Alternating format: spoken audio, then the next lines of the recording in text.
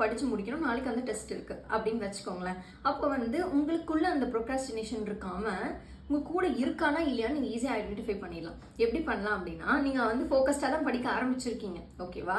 In between ஒரு 10 மினிட்ஸ்க்குள்ளேயே என்ன ஆயிடுச்சு அப்படின்னா, உங்களுக்கு பிடிச்ச ஏதோ ஒரு ஷோ வந்து டிவியில ஓடிட்டு இருக்கு. அது லைட்டா ஒரு சவுண்ட் வந்து உங்க காதுல வந்து கேட்குது, ஓகேவா? அப்ப நீங்க படிச்சுட்டே இருக்கும்போது அந்த அவன் உள்ள இருக்கான்னு வச்சுக்கோங்களேன், உங்களுக்குள்ளதான் இருக்கான் அப்படின்னா அவன் வந்து வெளியே வருவான். ஏய், உனக்கு பிடிச்ச டிவி ஷோ போயிட்டு இருக்குடி, இப்போ உட்காந்து இதை பார்த்துட்டு இருக்க, சிவகார்த்திகேயன் வந்திருக்காண்டி, இதை எதுக்கடி பார்த்துட்டு இருக்க, இந்த மாதிரி வந்து உங்களை வந்து டெம்ப் பண்ணுவான். போதும், இது நாளைக்கு பார்த்துக்கலாம், நாளைக்கு தானே எக்ஸாம், நாளைக்கு காலேஜ் படிச்சுக்கலாம், நாளைக்கு செகண்ட் பீரியட் தேர்ட் பீரியட் தானே எக்ஸாம், ஃபர்ஸ்ட் பீரியட்ல கொஞ்சம் கேப் இருக்கும், அந்த டைம்ல வந்து மிஸ்ஸுக்கு தெரியாம படிச்சிடலாம். இந்த மாதிரியான தாட்ஸ்லாம் உங்களுக்குள்ள வந்து அவன் என்ன பண்ணுவான்னா டெவலப் பண்ணிட்டே இருப்பான். ஸோ அதனால அந்த ஒர்க் அன்னைக்கு நீங்க கண்டிப்பா முடிச்சிருக்க மாட்டீங்க. உங்களோட ஒர்க்கை வந்து அப்படியே நாளைக்குன்னு பண்ணிட்டே இருப்பீங்க. பட் உங்களுக்கு ஒன்று தெரியவே மாட்டேங்குது, டுமாரோ நெவர் கம்ஸ்.